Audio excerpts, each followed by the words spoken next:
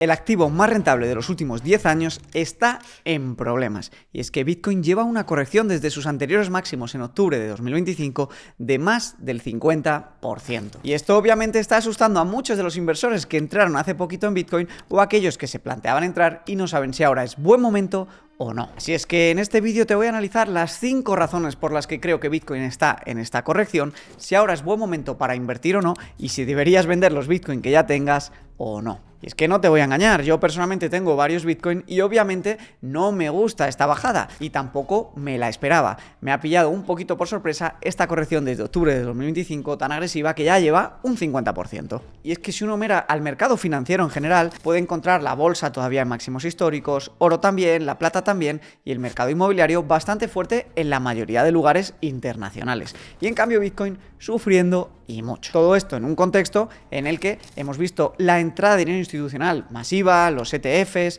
y varias noticias alcistas más que llevaron a Bitcoin a marcar máximos en ese momento de octubre. Todo esto cuando vimos en el último año el lanzamiento de los ETFs que fueron un auténtico éxito y de hecho fueron los ETFs más rentables de la historia según BlackRock. Vimos a Harvard poner parte de su endowment en Bitcoin y también al Fondo Soberano de Luxemburgo poner un 2% de su capital en Bitcoin. Noticias que por sí solas hubieran hecho las delicias de cualquier early adopter de Bitcoin. Y es que si estos datos nos dejan algo claro, es lo que siempre advertimos en este canal: la importancia de la diversificación y la de entender que por muy prometedor que sea un activo, siempre hay que tener claro sus riesgos y su volatilidad y tener una cartera que pueda garantizarnos estar tranquilos pase lo que pase. Ahora sí, vamos con las 5 razones que han hecho caer a Bitcoin. La primera de ellas es que el precio de los activos siempre va en el mercado financiero por delante de los hechos que acaban ocurriendo. Y cuando una narrativa deja de tener buenas noticias, aunque hayan pasado un montón de cosas fantásticas, el precio de los activos puede caer anticipando malas noticias o ausencia de noticias. Veámoslo. Durante la subida estelar de Bitcoin pudimos ver los rumores y luego la confirmación del lanzamiento de los ETFs, que según BlackRock captaron más fondos que ningún otro lanzamiento de ETFs en la historia, incluso superior a la del oro, y generaron beneficios a las gestoras históricos. Adicionalmente, MicroStrategy puso el turbo y se puso a comprar como loco todos los Bitcoin que pudo. De hecho, por primera vez en la historia, MicroStrategy está en pérdidas. MicroStrategy compró 714.000 Bitcoin, que son un 3,4% de todo el supply de Bitcoin,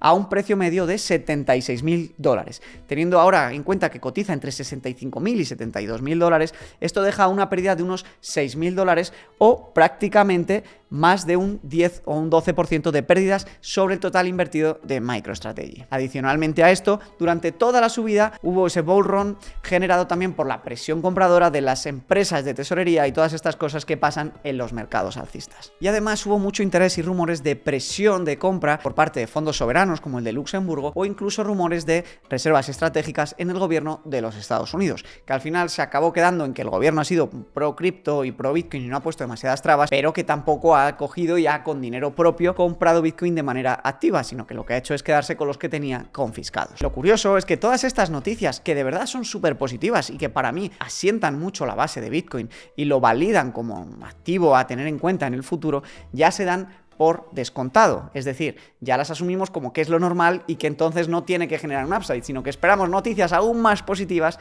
para generar un upside futuro. Y ante la ausencia de estas noticias, se templa un poco la actitud especuladora respecto a su futuro alcista. Ya solo queda la tesis estructural de Bitcoin, que es una tesis súper alcista y que luego la veremos al detalle. El segundo factor que creo que ha desencadenado esta caída en Bitcoin es que la inflación se ha controlado moderadamente en Estados Unidos y en Europa. En Europa ya está en torno al 2 o por debajo del 2 y en Estados Unidos está poquito por encima del 2%, muy en línea al target de los bancos centrales. Y al final ya sabemos que Bitcoin es muy sensible a la liquidez y que escenarios inflacionistas como el que vimos post 2020 le favorecen y mucho. Y ante esto pues hay gente que deja de considerar como que el mejor activo para este nuevo ciclo económico pueda ser Bitcoin. Esto ocurre especialmente en un escenario en el que algunos especulan de que nos podemos acercar a una recesión o al menos a un enfriamiento de la economía. Y entonces ocurre lo que se conoce como risk off, es decir, que los inversores buscan activos de menos riesgo para proteger sus activos en un escenario en el que los activos sensibles a la liquidez y al ciclo económico puedan sufrir, como puedan ser la renta variable o, como muy bien hemos visto, Bitcoin. Ahora la narrativa va más en cuanto a sectores industriales, sectores más ligados pues a la economía básica que puede seguir funcionando en un enfriamiento de la economía, y también al de metales preciosos como el oro por las tensiones geopolíticas, no tanto por la inflación, sino por el control y la protección del sistema monetario frente a otros adversarios políticos y económicos. Y aquí se ha podido ver que Bitcoin aún se queda más en la escena de particulares y no tanto de gobiernos haciendo la guerra financiera entre unos y otros, que ahí sí que entra más el oro. Y por eso hemos visto cómo el oro sí que se ha disparado en esta caída reciente de Bitcoin.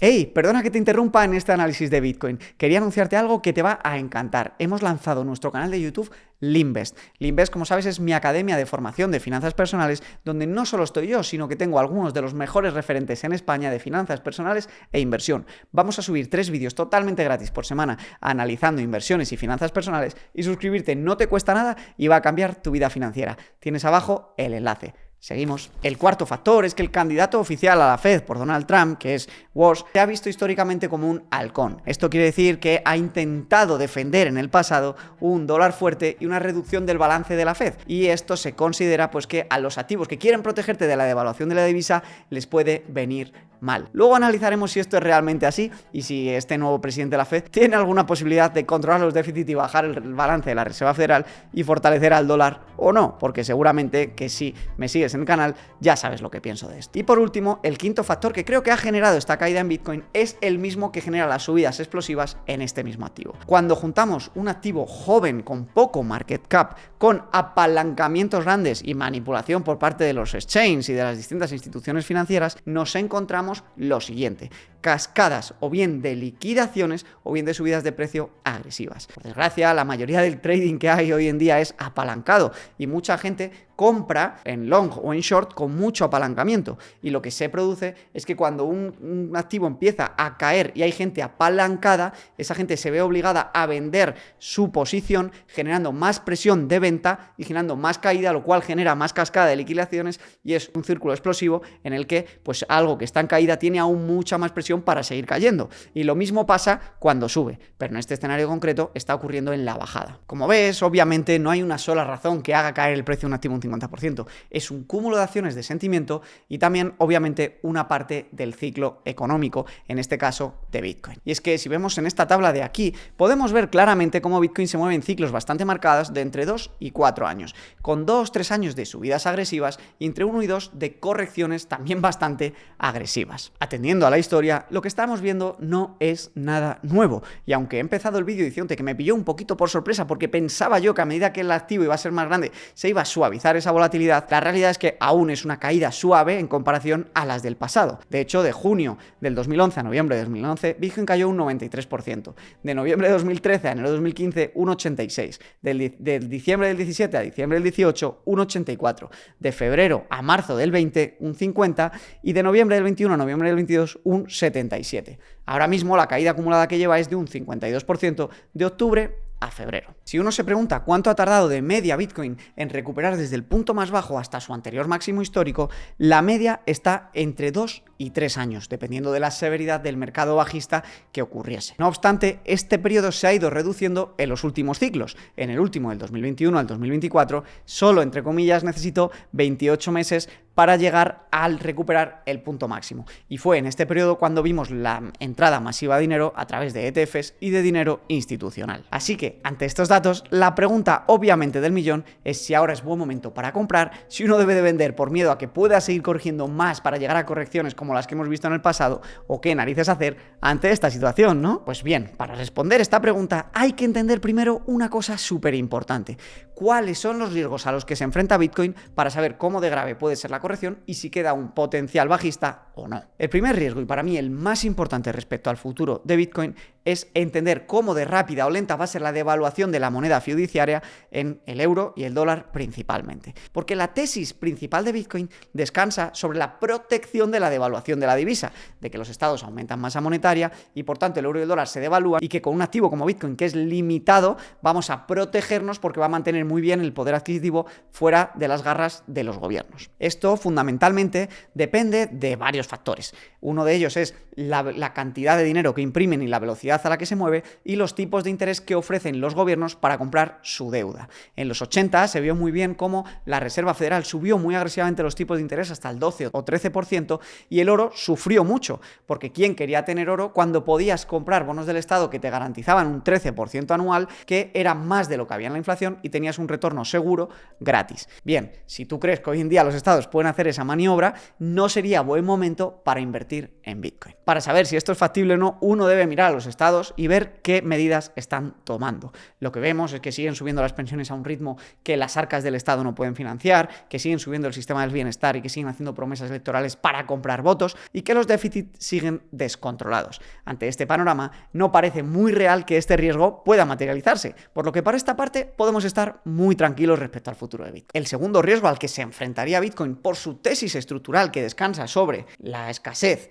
y sobre la independencia y la libertad, sería que los gobiernos se vuelvan más proclives a la libertad y a no controlar a los ciudadanos. Pero si uno rápidamente mira lo que se habla en el World Economic Forum, el Foro de Davos, la Agenda 2030 y todo esto, parece que vamos a lo opuesto, a lo contrario, a sistemas más autoritarios, con más control de capitales, con más control de lo que se dice en las redes y, en definitiva, con menos libertad para el ciudadano. Y en este escenario no vemos un riesgo para Bitcoin claro, vemos al revés un potencial alcista. Vemos que las características de Bitcoin que hacen que sea un activo que puedes almacenar tú y moverlo libremente sin que nadie te lo controle, siendo pseudónimo, se vuelve aún más valioso, por lo que este riesgo lo descartamos también. Y tercero, y este riesgo sí que me preocupa un poco más y puede tener que ver con las razones que lo han hecho caer, aunque yo no las haya incluido anteriormente para explicártelo aquí, sería el riesgo cuántico.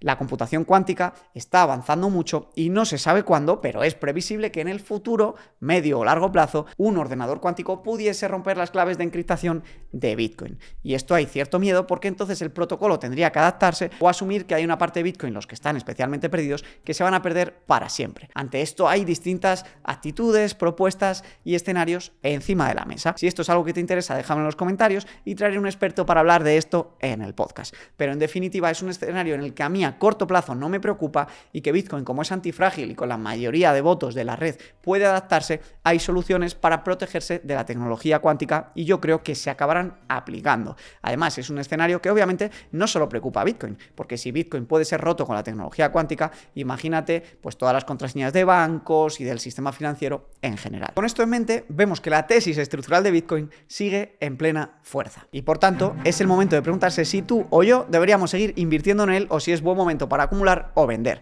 Obviamente creo que si ya tienes Bitcoin no es buen momento para vender. Y si me preguntas si es buen momento para acumular, he de preguntarte una cosa. ¿Tú para qué quieres Bitcoin? Si lo haces para protegerte de la inflación monetaria y de la devaluación de la divisa y protegerte de los estados, creo que es un momento excelente para acumular Bitcoin, ya sea que tuvieses en el pasado o no. Eso sí, siempre teniendo en cuenta los porcentajes en cartera. En general, yo creo que para un perfil agresivo, entre un 1 y un 15% está bien. Acercándonos al 15%, cuanto más agresivo seas y bajando cuanto más conservador o moderado seas. Si inviertes en Bitcoin para protegerte de una posible recesión, de la caída de la renta variable, entonces te diría que te estás equivocando. No es el activo correcto para aportar estabilidad a la cartera como acabas de ver. Si lo que quieres es protección frente a recesiones, frente a crisis geopolíticas o guerras, entonces deberías mirar más por el oro. Y si buscas también otro activo que compense tu parte de renta variable, puedes mirar también por la renta fija, pero en ningún caso por Bitcoin. Me gustaría acabar con esta foto de aquí. Esto fue un directo que hice yo en 2022 ante el anterior crash de las criptomonedas y entré a CoinMarketCap y veíamos cómo el Bitcoin estaba apenas en 20 y pico mil euros. Si te fijas en el patrón, podemos ver como que cada vez que hay un crash en Bitcoin, ese crash, el precio más bajo del crash es cada vez superior por bastantes múltiplos cada año. En 2020 el crash lo llevó hasta los 6.000 euros, en 2022 lo llevó hasta los 22.000, en 2026 lo está llevando más o menos hasta los 55.000 y en 2030 quizá el próximo crash lo deja en 150.000, 200 o 300.000. Nadie lo sabe, pero lo que sí que podemos predecir es que la tesis estructural de Bitcoin sigue intacta y creo que es un buen momento para seguir acumulando, siempre manteniendo los porcentajes que uno haya decidido en cartera. Ahora bien, esto nos debe servir para aprender también que en mercados alcistas, cuando Bitcoin se multiplica el peso que tiene en nuestra cartera, no es un mal momento para sacar parte de los beneficios, rebalancear y mantener los porcentajes, porque así no sufrimos tanto en los ciclos y conseguimos tomar ganancias cuando está en máximos, siempre respetando el planteamiento inicial de nuestra cartera. Espero que te haya gustado el vídeo y te voy a dejar aquí abajo y como siguiente vídeo sugerido el directo que hice el otro día analizando los 5 mejores activos de inversión en 2026, donde aparte de ver la actualidad de Bitcoin, analizamos la actualidad de la renta variable, renta fija, los inmuebles y el oro. Estoy seguro que te va a encantar. Oye, te leo en los comentarios, déjame tus dudas y no te olvides suscribirte. Ah, y un último anuncio súper interesante. Hemos lanzado el canal del Invest. Ahí tendrás 3 vídeos por semana de los mejores profes de mi academia, el Invest, donde vas a aprender muchísimo sobre los activos principales de inversión y finanzas personales. Te dejo también el enlace, échale un vistazo, te va a encantar. Nos vemos la semana que viene.